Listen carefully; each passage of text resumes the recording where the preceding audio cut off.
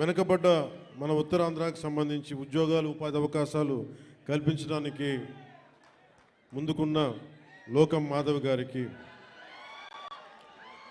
గౌరవ శాసనసభ్యులు మాడుగుల శ్రీ బండారు సత్యనారాయణమూర్తి గారికి, మాకు ఇష్టమైన శ్రీ తమ్మిరెడ్డి శివశంకర్ గారికి, కోన తాతారావు గారికి, శ్రీ దల్లి గోవిందరాజు గారికి, ప్రతి ఒక్కరికి, నాయకులందరికీ, పేరు పేరున వీర మహిళలకి, ప్రతి ఒక్కరికి, కూటమి నాయకులందరికీ పేరు పేరున హృదయపూర్వక నమస్కారాలు. ఇక్కడికి విచ్చేసిన నా అభిమాన నీకు నాకు 2 గుండెల దూరం, అలాంటి మీకు నా హృదయపూర్వక నమస్కారాలు. ఒక 1000 మంది వస్తే 10 మంది కూటమి చేరితే ఎలాంటి పరిస్థితులు ఉంటాయో అనే పరిస్థితుల్లో ఎంతో శ్రమ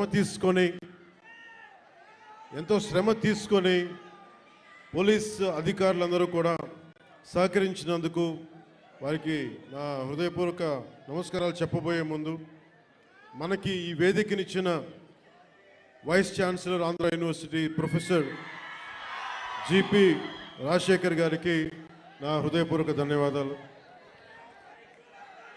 అలాగే commissioner of police Visakhapatnam Shri Shanka Bratha Bagchi గారికి, Shri Harendra Prasad collector district magistrate Visakhapatnam, Shrimati Ajitha Vejendla DCP 1 DCP గారికి, మీడియా మిత్రులకి, పోలీస్ డిపార్ట్మెంట్లో ఉన్న ప్రతి ఒక్క మా కానిస్టేబుల్ సోదరులకి, మా ఎస్ఐఎల్కి, మా సిఏ ఆఫీసర్స్కి, డిఎస్పీలకి, ప్రతి ఒక్కరికి నా హృదయపూర్వక నమస్కారం. నాకు వైజాగ్ విశాఖపట్నం నాకు చాలా గుండెల్లో ఉన్నది. అంటే చాలామంది అనుకుంటూ ఉంటారు, ఈ పవన్ కళ్యాణ్ అనేవాడు ఏ ఊరు వెళ్ళినా ఆ ఊరిలో ఉంటాడని చెప్తాడండి అనుకుంటా ఉంటాడు.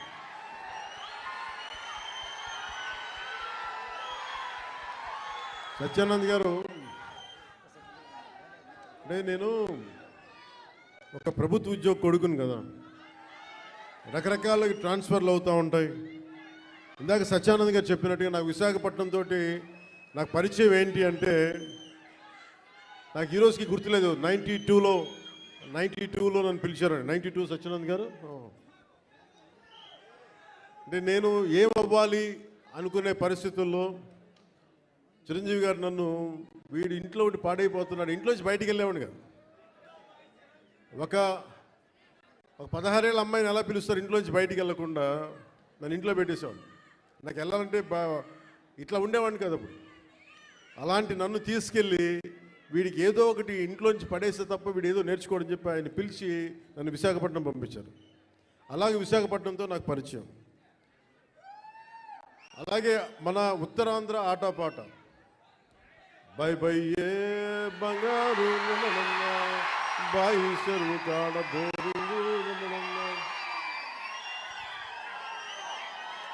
నబో నబో నబరిగజలు ఎత్తుగొలుసులు ముక్కు పొడకలు నడుము సన్న నాగరాలు ఎములెరుగని బాగోతో అబో అబో అబో అబో బేడ పరక టిక్కెటి. ఇవన్నీ ఎక్కడి నుంచి వచ్చినాయి నాకు అంటే, ఎదుగో ఆయన పుణ్యం. ఉత్తరాంధ్ర ఆట పాట నా గుండెల్లో నా అణువున నింపేశారు. అలాగే అంటే అలాంటి విశాఖపట్నం సినిమాలకే కాదు, ఇదే నోవాటెల్లో ఒక 2 సంవత్సరాల క్రితం నలిపేస్తే, నువ్వు బయటికి రాకూడదు కారులో నుంచి కూడా అని అప్పుడున్న పోలీసు ఉన్నతాధికారులు నలిపేస్తే, నోవాటెల్లో ఉంటే భయభ్రాంతుల్ని చేస్తే, హోటల్ రూములని బూట్లతోటి కొడితే, అరెస్ట్ చేయాలని ప్రయత్నం చేస్తే, విశాఖపట్నం మొత్తం వచ్చి మన నోవాటెల్ ముందుకు వచ్చింది. అంత బలమైన మెమరీ కూడా వచ్చింది, జ్ఞాపకం. అందుకే నాకు విశాఖపట్నం నేను అందుకని ప్రత్యేకించి విశాఖపట్నంలో ఈ ఫంక్షన్ పెట్టాలని నిర్ణయించాను. అలాగే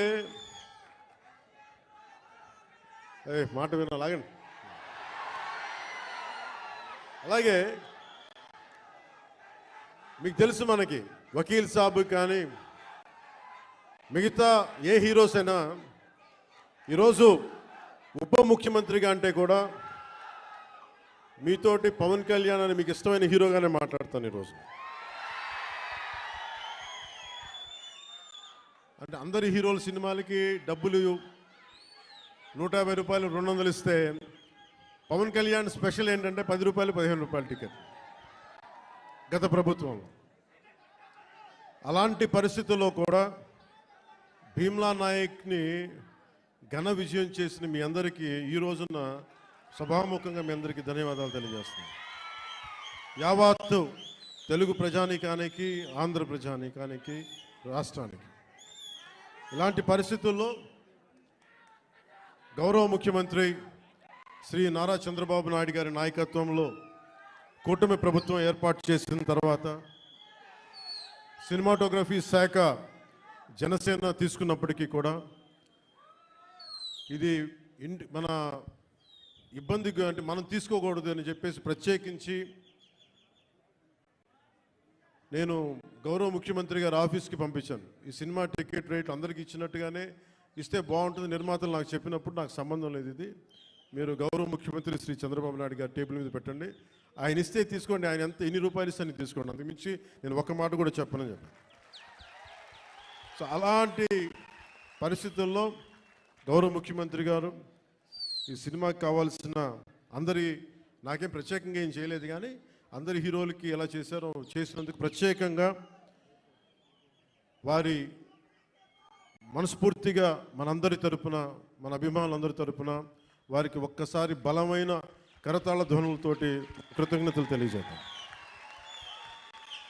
ఇందాకే వస్తూ ఉంటే మన యువ నాయకుడు, యువగళం ప్రతినిధి, 100 కిలోమీటర్లు ప్రయాణించిన నాయకుడు, తెలుగుదేశం యువ సారథి శ్రీ నారా లోకేష్ గారు ట్వీట్ చేసి పవనన్న సినిమాలు బాగుండాలి, ఘన విజయం సాధించాలి అని మనస్ఫూర్తిగా ట్వీట్ చేసినందుకు వారికి నా ప్రత్యేక ధన్యవాదాలు, కృతజ్ఞతలు తెలియజేసుకుంటున్నాను.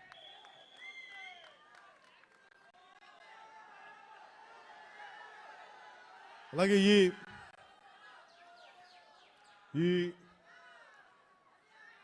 ఈ ప్రమోషన్ ముఖ్యంగా ఒక నెల రోజులుగా ఇంటర్వ్యూల మీద ఇంటర్వ్యూస్ ఇస్తా, అంటే ప్రతి దానికి సినిమాకి ఒక ఆకర్షణతోటి ముందుండి సినిమాని ప్రమోట్ చేసిన శ్రీ మిస్ నిధి అగర్వాల్ గారికి మనస్ఫూర్తిగా నా కృతజ్ఞతలు తెలియజేస్తాను. ఈరోజు నేను మీ ముందుకు వచ్చాను ఇలాగా, నిన్న అన్ని ఏకదాటిగా పొద్దున్నుంచి రాత్రి 12 దాకా ఇంటర్వ్యూస్ ఇచ్చాను అంటే, అలాగే ఈరోజు మీ ముందు నిలబడ్డాను అంటే ఆవిడ చేసిన పనికి నాకే సిగ్గొచ్చి మన సినిమాని మనం ప్రమోట్ చేసుకోకపోతే ఎట్లా. నేనేం నమ్ముతానంటే, ఇదివరకు సత్యానంద్ గారికి తెలుసు, ఎప్పుడు మన ఫోటో లేదు మీరు వేయచ్చు కదా అప్పుడున్న సినిమా పత్రికల్లో అంటే, మన సినిమా మన ముఖాలు ఎవరు వేస్తారని చెప్పి నేను అడిగితే, మీరు ఇంకా పెద్ద హీరోకి ఇంకా మీరు హీరో కాదు కదా, మీరు హీరో కూడా పెద్ద హీరో కాదు, మీకు ఏమని చెప్పేవాళ్ళు. నాకు అది అలవాటు అయిపోయింది. పబ్లిసిటీ లేకుండా సినిమాలు అవటం, మీ గుండెల్లో మీరు పెట్టుకొని గెలిపించారని విజయం ఇచ్చారు తప్ప, నాకు ఎప్పుడు మీడియాతోటి మాట్లాడాలని కానీ నేను కోరుకున్నప్పుడేమో జరగలేదు. తర్వాత నాకు అలవాటు అయిపోయింది మీడియా లేకుండా సినిమాలు విజయం సాధించడం. సో అలాంటిది నేను చాలా ఆల్మోస్ట్ ఒక 96లో అక్కడమ్మా ఇక్కడపై షూటింగ్ సినిమా రిలీజ్ అయింది.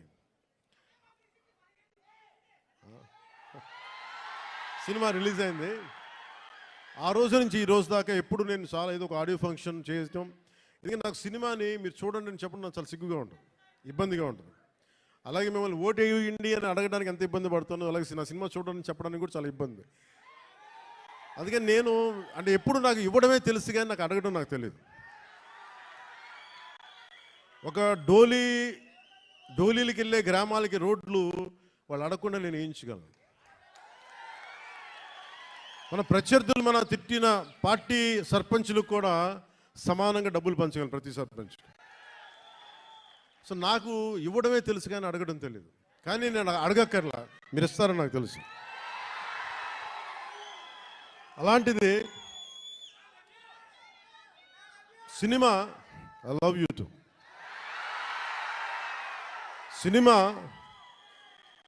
సినిమా ఎంత బలమైందంటే నేను మీతోటి ఎందుకు పంచుకుంటున్నానంటే ఇది సార్ మీరు కాళ్ళు నింపేసి కొంచెం ఎక్కువసేపు మాట్లాడతాను మా వాళ్ళతో. కొంచెం చైర్స్ వేయకూడదు, చైర్స్ వేయండి పాపం. ప్రతిసారి నేను మాట్లాడుతూ ఉంటే నలిగిపోతూ ఉంటాను, కొంచెం ప్రశాంతంగా కూర్చుంటాను. కొంచెం చైర్స్ ఉన్నాయా? కొంచెం చైర్స్ వేయించండి. నుంచోవాలా? కాదు, నేను కాదు, వాళ్ళు. అంటే నాకు విశాఖపట్నం సత్యానంద్ గారు నన్ను ఇక్కడికి తీసుకొచ్చినప్పుడు నాకు యాక్టింగ్ అంటే తెలియదు, యాక్టింగ్ ఉన్నామా తెలియదు. మీరు అలసిపోయిన తర్వాత మాట్లాడతాం, మీరు అరౌండ్ ఎంతసేపు అరుస్తాం. ఈ అరుపులు, ఈ ఉత్సాహం రేపు సినిమాలకు ఉంచుకోండి, మొత్తం అలసిపోతాం.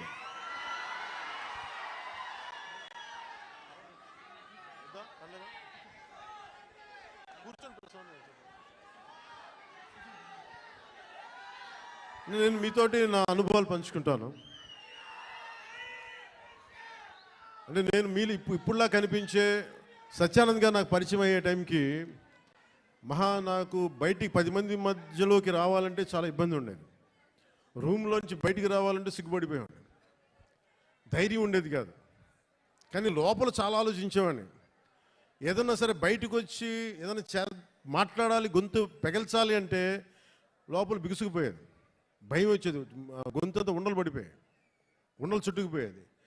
అలాంటి సమయంలో మా అన్నయ్య గారు అడిగారు, నువ్వు ఏమవ్వాలని ఉందరా అంటే నేను చాలాసేపు ఆలోచించాను. జస్ట్ బతకాలి ఉందని చెప్పాలనుకున్నా. ఆ మాట అంటే కొడతాడని చెప్పలే, ఏదో తెలివితే అట్లా చూపించుకున్నా. కానీ నాకు లోపల ఏముండిందంటే నాకు ఏ కోరికలు లేవు. నాకు చిన్నప్పటి నుంచి నాకు పెద్ద ఏం కోరికలు లేవు.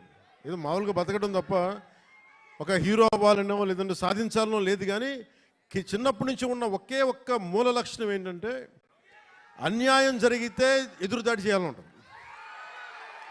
నాకే జరగక్కర్లే, అలాగే సహాయం చేయాలనిపిస్తుంది.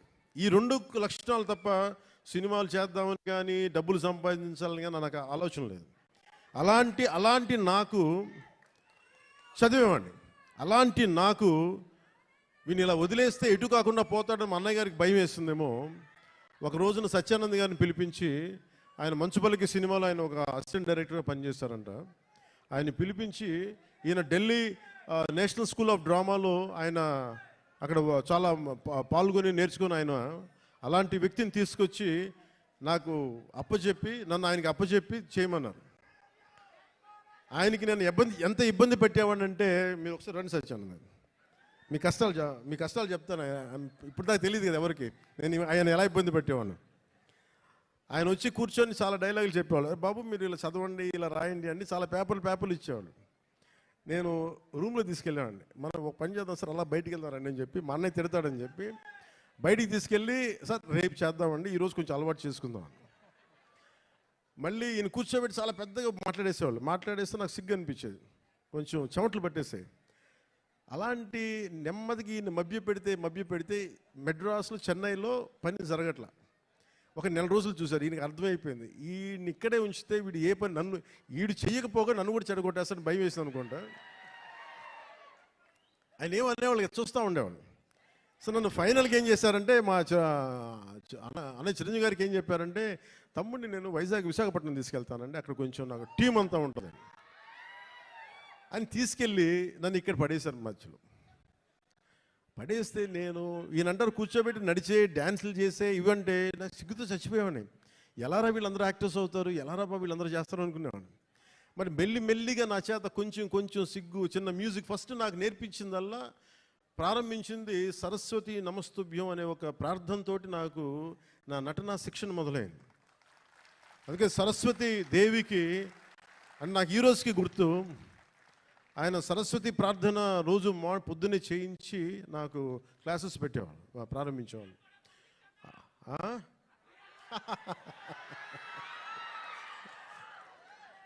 అలాగే ఆయన అలా స్టార్ట్ చేసి నాకు ముందు ఆటపాట అని చెప్పారు, మన ఉత్తరాంధ్ర ఆటపాట. అవి నాకు చాలా ఇంట్రెస్ట్ వచ్చింది. మెల్లిగా ఆయన్ని చిన్న ఏమంటుంది, పాముని ఏమంటుందని ఒక వైల్డ్ యానిమల్ని ట్రైన్ చేస్తారు చూసారా, అలా కొద్దిగా టేమ్ చేసి ట్రైన్ చేసి ఒక 2 అక్కడ దాకా తీసుకొచ్చాను నన్ను. అంటే నోట్లో నుంచి ఒక వాక్యం, అమ్మ ఇట్రా నాన్న నేను బయటికి వెళ్తున్నాను చెప్పడానికి కూడా నేను తటపాయించే నా వ్యక్తిత్వానికి ఒక 1.5 hour ఒక స్ట్రీట్ ప్లే చేయించిన గంత బై ద ఎండ్ ఆఫ్ 2 నెలల్లో. సో నన్ను అంత ట్రైన్ చేసి నేను నేర్చుకున్నది ఏంటంటే, నటన నేర్చుకోలేదు ఈయన దగ్గర, ధైర్యాన్ని నేర్చుకున్నాను ఈయన దగ్గర. అంటే నీకు ఏదైనా ఒక అభిప్రాయం ఉన్నప్పుడు నిర్భయంగా చెప్పడం చేసుకో, ఏమవుతావు, మహా అయితే ఫెయిల్ అవుతావు, ఏమవుతుందని. నాకు ఎందుకు ఆయన పాదాలకి ఈరోజు ఎప్పుడు నాకు అనిపించిన, నాకు ఎందుకు ఇష్టం అని నమస్కారం పెడతానంటే, నాకు ధైర్యాన్ని నాకు పరిచయం చేసిన వ్యక్తి ఆయన. అంటే నీకు అభిప్రాయాలు 100 ఉండొచ్చు, లోపల భావాలు 1,00,000 ఉండొచ్చు, కానీ వాటి మీద నువ్వు ముందుకొచ్చి దాన్ని యాక్ట్ చేయకపోతే ఏం అవ్వదు అనేది నాకు ఆయన నోటితో చెప్పాల, ఆ ట్రైనింగ్ ద్వారా చెప్పారు. నేను అప్పుడు అనుకో యాక్టింగ్ నాకు యాక్టింగ్ నేను నేర్చుకోలేదు, నాకు జీవిత పాఠాలు నేర్పారు నా గురువు ఆయన. సో చిరంజీవి గారికి నేను ఏం చెప్పానంటే, 1 సంవత్సరం తర్వాత, అన్నయ్య మీరు ఇప్పుడు సినిమా తీయకపోయినా పర్లేదు కానీ నాకు జీవితంలో బతికే శక్తిని ఇచ్చేవి ట్రైనింగ్ వల్ల, నేను ఏ కూలి పని చేసుకున్నా బతికేస్తాను తప్ప నాకు యాక్టరే అవ్వాలని లేదు, నాకు చాలా సంతోషం. ఆ తర్వాత అక్కడమ్మా ఇక్కడమ్మాయి నన్ను తీసుకొచ్చారు, అలాగే వైజాగ్లో తీసుకొచ్చారు, వైజాగ్ స్టీల్ ప్లాంట్లో ఇక్కడను చచ్చిపోయేవాడిని సిగ్గుతో. అప్పుడు మళ్ళీ ఒక 6 months మనకి 1 year గ్యాప్ రాగానే మళ్ళీ యాజ్ యూజువల్ మన యూజువల్ సిగ్గు మళ్ళీ ముడుచుకుపోయాను మళ్ళీ. అలాంటిది నన్ను గోకులం సీత చేశాను, తర్వాత సుస్వాగతం చేశాను. నాకు ప్రత్యేకించి విశాఖపట్నానికి ప్రత్యేక అనుభవం ఏంటంటే, నాకు భీమిలిలో మాకు తెలిసిన వాళ్ళకి ఒక గెస్ట్ హౌస్ ఉండేది, నన్ను అక్కడ ట్రైనింగ్ చేసేవారు వీళ్ళందరూ. సో నాకు అందుకు భీమిలి కానీ మన ప్రాంతాలు కానీ మన సర్క్యూట్ గెస్ట్ హౌస్ మనం ప్రాక్టీస్ చేసేదాన్ని ఒక సంగం శరత్ ఓనర్స్ గెస్ట్ హౌస్ ఒకటి ఉండేది, అక్కడే మ్యాక్సిమం ట్రైనింగ్ క్లాసెస్ అని సాయంత్రాలు పడు, మార్నింగ్ ఏమో భీమిలి, సాయంత్రాలు సంగం శరత్. ఇప్పుడు ఇవన్నీ చెప్పాను అనుకోండి, ఈ పవన్ కళ్యాణ్ ఏ ఊరు వెళ్ళినా కనిగిరి వెళ్తే కనిగిరిలో పెరిగానంటాడు, వైజాగ్ వస్తే వైజాగ్లో పెరిగానంటాడు. కానీ నేనేం చేస్తాను, అందుకే నా పేరు పవనం, నేను తిరుగుతూ ఉంటాను, వెళ్తూ ఉంటాను. మనం పవనాలు అయితే అవి కూపస్తాం మండుకోవాలి, ఇలాగే మాట్లాడతారు. బావిలో కప్పలు గిరిగిసుకొని కూర్చుంటే వాళ్ళకి అర్థం కావు, పవనం తాలూకు శక్తి వాటికి అర్థం కాదు. పవనం సర్వంతర్యామి. సో అలాంటి నన్ను ఈరోజు సినిమా మేకింగ్ మీద కానీ వీటన్నిటి మీద అవగాహన వచ్చింది అంటే, నాకు నా గురువు ఇచ్చిన నూరిపోసిన ధైర్యం. ముందుగా నాకు ఈరోజు మీ ముందు నిలబడగలుగుతున్నాను అంటే, నాకు మా అన్నయ్య చిరంజీవి గారు నాకు నన్ను ఇచ్చిన ఆయన నన్ను నమ్మారు, మా వదిన నన్ను నమ్మింది. సో వాళ్ళు ఈరోజు నేను మేము ఎందుకు వస్తున్నాను, ముఖ్యంగా వాళ్ళిద్దరికీ నేను మనం గెలిచిన తర్వాత కూడా ఎందుకు నా శిరస్సు తీసి వాళ్ళిద్దరి పాదాలకి పెట్టానంటే, మనకి గుండెలకి హత్తుకున్న వాళ్ళకి, మన బాగుని కోరుకునే వాళ్ళ పాదాలు కాక ఇంకెవరికి నమస్కరిస్తాం. మనకు కనిపించే దేవుళ్ళు వాళ్ళు, మనకు కనిపించే దేవుళ్ళు మా గురువే మనకి దైవం. సో ఇలాంటి సమయంలో నాకే అనిపించింది, మన ఏదో సినిమా, ప్రతి ఒక్క సినిమా కృష్ణవంశీ గారి సినిమాలు చెప్తూ ఉంటారు కదా, 30 years ఎక్స్పీరియన్స్ అండి ఇక్కడనే. ఇంకొక సంవత్సరం దాటితే మనం కూడా కొంచెం చెప్పచ్చు 30 years ఎక్స్పీరియన్స్ ఇక్కడ. తమాషాలు కదా, 30 years ఎక్స్పీరియన్స్ రాబోతుంది, వెయిట్ చేయండి. అంటే 96లో రిలీజ్ అయింది. సో దీంతో పాటు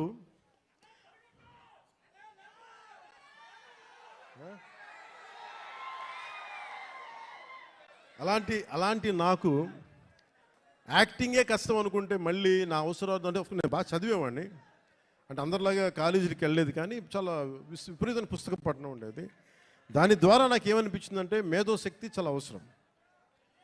కానీ నాకు ఫిల్మ్ మేకింగ్ మీద, సినిమా క్రాఫ్ట్మెన్షిప్ మీద ఇవన్నీ నాకు ఇంట్రెస్ట్ వచ్చి, స్క్రీన్ ప్లే రైటింగ్ కావచ్చు, స్టోరీ రైటింగ్ కావచ్చు, లేదంటే డైరెక్షన్ కావచ్చు, టెక్నికల్ ఆస్పెక్ట్స్ కావచ్చు, ముందు ఇవి అలవాటైనాయి, తర్వాత యాక్టింగ్. అందుకని మీరు చూస్తే నా యాక్టింగ్ కూడా చాలా మంచి నటుల్లాగా క్యారెక్టర్ మారిపోను. మ్యాక్సిమం నేనేం కోరుకుంటానంటే నేను రియల్ లైఫ్లో ఏం చేయగలనో దానికి దగ్గరికి ఎత్తుక్కుంటాను. అన్నీ చేయలేకపోవచ్చు కానీ కొంతవరకు మ్యాక్సిమం నేను నిజ జీవితంలో ఏం చేయగలిగానో అవి చేస్తాను.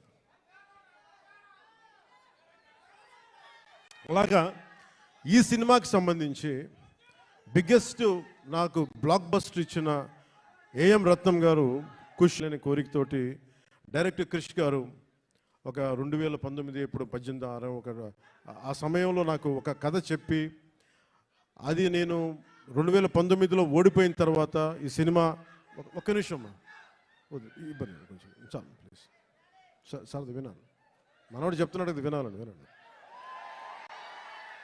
అంటే ఇలాంటి సమయంలో నాకు ఒక కథ చెప్పి ఒక పీరియడ్ ఫిలిం అని చెప్పి చాలా ఇబ్బందులు పడ్డాం. అది 2 కరోనా సీజన్స్ వచ్చినాయి, 2 కరోనా వేవ్స్ వచ్చినాయి, నలిగిపోయాం. తర్వాత మీకు తెలుసు విశాఖపట్నం గొడవలు, తర్వాత గౌరవ ముఖ్యమంత్రి గారిని మనకి రాజమండ్రి ఎపిసోడ్ మీకు తెలుసు. వీటన్నిటి వల్ల సినిమా మూడోసారి మన రాజకీయ పరిస్థితుల్లో లేట్ అయింది. అందుకని ఈ సినిమా ప్రత్యేకించి వచ్చినప్పుడు నేను ఉప ముఖ్యమంత్రిగా బాధ్యతలు తీసుకున్న తర్వాత కూడా సడన్గా మన పార్టీ ఆఫీస్ కోతవేటు దూరంలో ఉన్న అక్కడ ఉన్న స్థానికంగా మనం మిడ్ వ్యాలీ మిడ్ వ్యాలీ స్థలాన్ని స్టూడియోగా మార్చుకొని నేను ఈ సినిమాని ఓజీని రెండింటిని కంప్లీట్ చేశాను. అంటే ఎక్కడా కూడా మనం తీసుకుని వెళ్ళాలని కోరుకున్న ఒక మంచి దర్శకులు ఆయన. క్రిష్ గారికి మీ అందరూ మనస్ఫూర్తిగా ఈ రోజున మనం ఇక్కడ ఉన్నామంటే దీని మూల కారకుడు ఆయనకి మనస్ఫూర్తిగా మనం ధన్యవాదాలు తెలియజేయాలి. ఈ సినిమాని ఎవరితో ముందుకు వెళ్ళాలనుకున్నప్పుడు రత్నం గారు మన జ్యోతి గారిని తీసుకొచ్చారు. జ్యోతి కృష్ణ గారు వారి అబ్బాయి ఏఎం రత్నం గారు అబ్బాయి, లండన్ ఫిల్మ్ మేకింగ్ నేర్చుకొని వచ్చిన వ్యక్తి, డైరెక్టర్ కూడా ఆయన ఈ సినిమాని ఇంత తక్కువ కాలంలో ఎఫెక్టివ్గా చేయగలిగారంటే ఇది ఆయన సత్తా. తర్వాత కృష్ణ గారు రాసిన ఒరిజినల్ స్క్రీన్ ప్లేకి ఆయన మార్పులు చేర్పులు అన్నీ పట్టుకొచ్చి చాలా పగడ్బందీకి ఈ రోజున 2 గంటల 34 నిమిషాలు అనుకుంటాను, అపార్ట్ ఫ్రమ్ మిగతా అన్ని టైటిల్స్ పక్కన పెడితే చేయగలిగారంటే దానికి జ్యోతి కృష్ణ గారు తీసుకున్న విపరీతమైన శ్రమ ఆయన మనస్ఫూర్తిగా నా ధన్యవాదాలు తెలుపుకున్నాను. ఎందుకంటే నేను ఎందుకు మేము సినిమాల్లో ఏం చేసాము అని చెప్పడానికంటే కూడా రేపు పొద్దున మీరు చూసి ఇంకొక ప్రీమియర్ షోస్ కూడా పడిపోతాయి కాబట్టి మీరు చూసి నాకు తెలియజేయండి. ఎందుకంటే నాకు ఎప్పుడు కూడా మన సినిమా బ్లాక్ బస్టర్ అయిపోద్ది, మన సినిమాలు రికార్డులు బద్దలు కొట్టేస్తే, మన సినిమా ఆ సీన్ అద్భుతంగా ఉంటుంది నాకు చెప్పడానికి ఏంటంటే కొంచెం ఇబ్బంది ఉంటుంది. ఎందుకంటే నేను ఏ సినిమాలు కూడా ఎంత రికార్డు చేస్తాను నేను ఎప్పుడూ తెలియదు. నేను సరస్వతి దేవిని ప్రార్థిస్తాను, కృష్ణుడిని నమ్ముతాను. కర్మ చేయి, ఫలితం భగవంతుడికి వదిలేయాలి. అలాగే ఈరోజు మేము ఇంత చేసాం, మనం ఇంత చేసాం, వదిలేస్తున్నాం. ఆ ఫలితం భగవంతుడు సత్ఫలితం ఇవ్వాలని మనస్ఫూర్తిగా నేను కోరుకుంటూ అంటే సినిమా మేకింగ్ నాకేంటి, సినిమా చాలా ప్యాషనేట్ నాకు.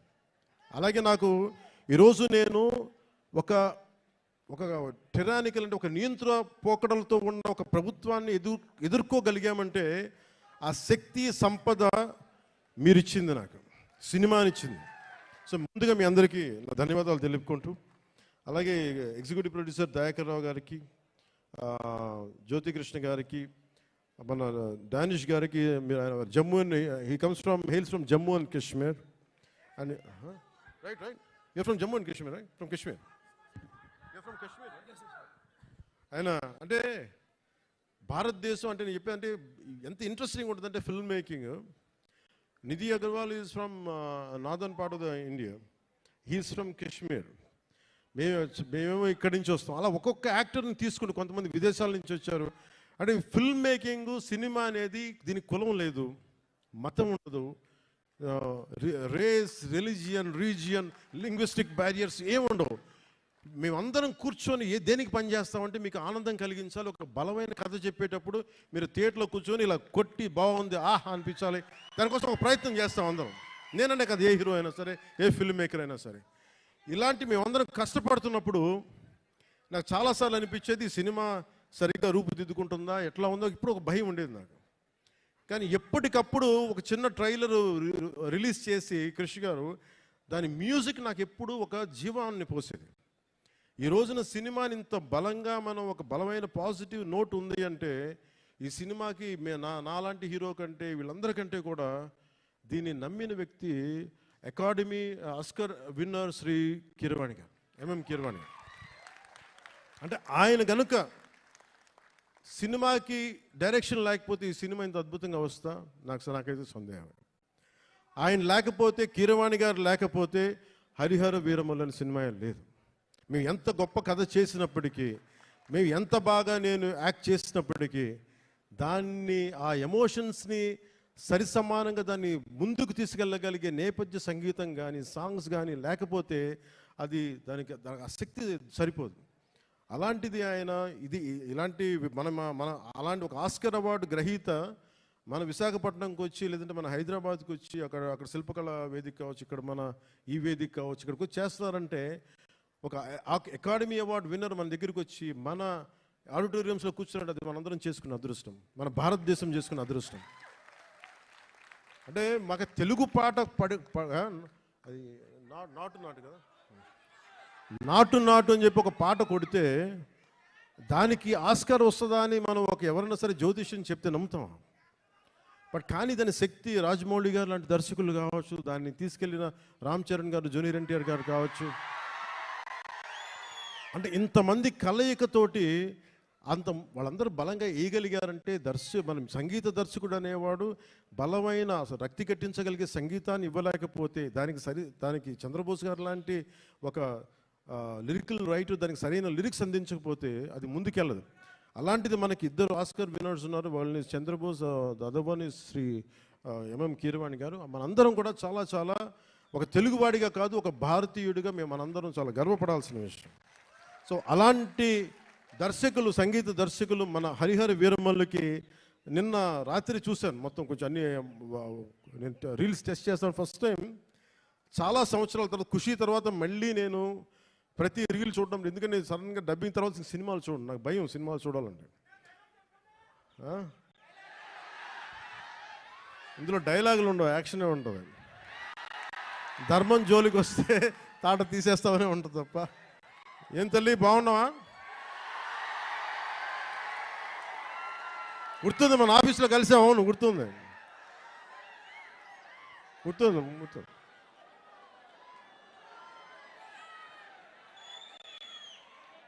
మాట్లాడదాం.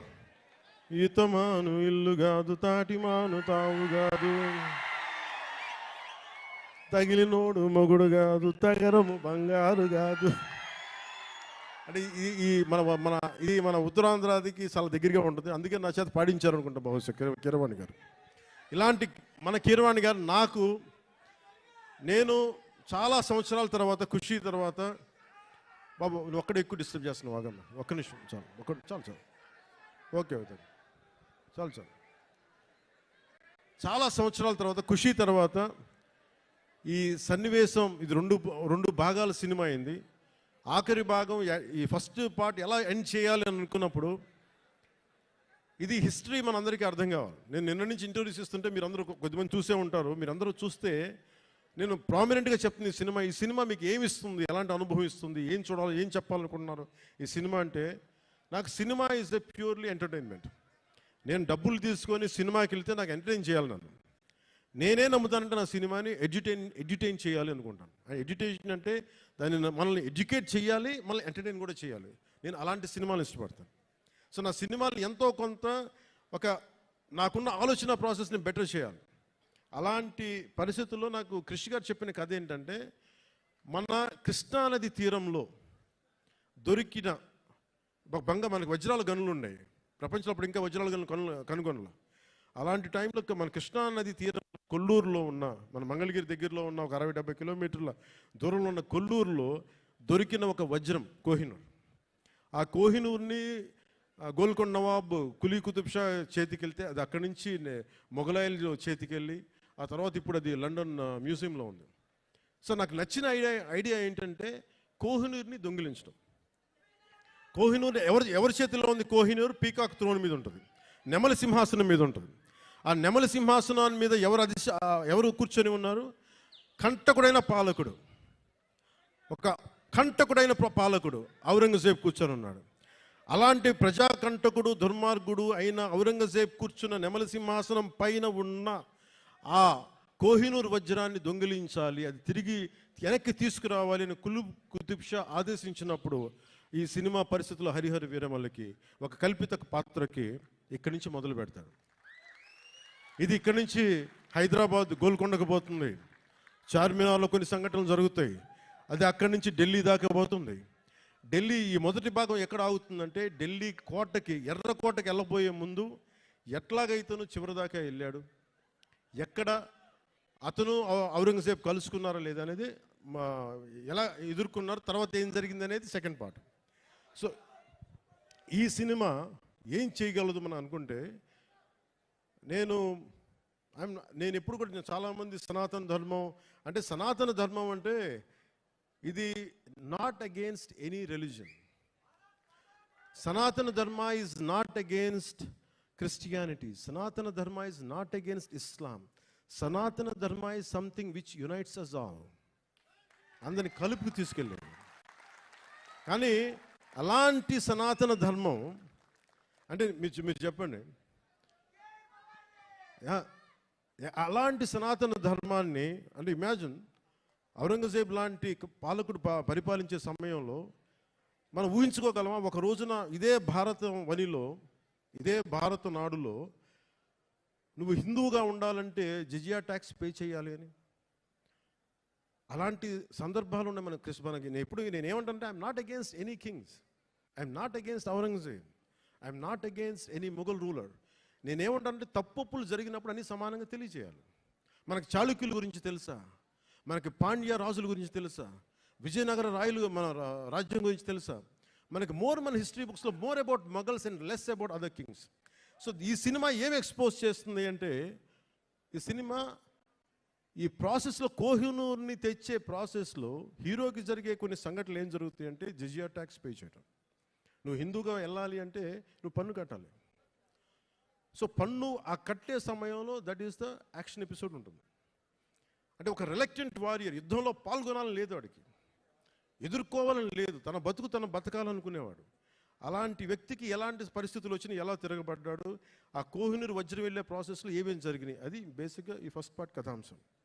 సో మేము కోరుకున్నది ఏంటంటే, ప్రత్యేకించి నేను ఎందుకు డిజైన్ చేసిన యాక్షన్ సీక్వెన్స్ అంటే, నాకు పోరాటాలు చేసేటప్పుడు ఒక్కడిని కొడితే 10 మంది చెల్లా చెదురు పడిపోవడం నాకు, నా రేషనల్ మైండ్కి, నా లాజికల్ మైండ్కి ఇబ్బందిగా ఉంటుంది. ఇంకా నేను మార్షల్ ఆర్ట్స్ చదివాను, దాన్ని ఫిలాసఫీ చదివాను,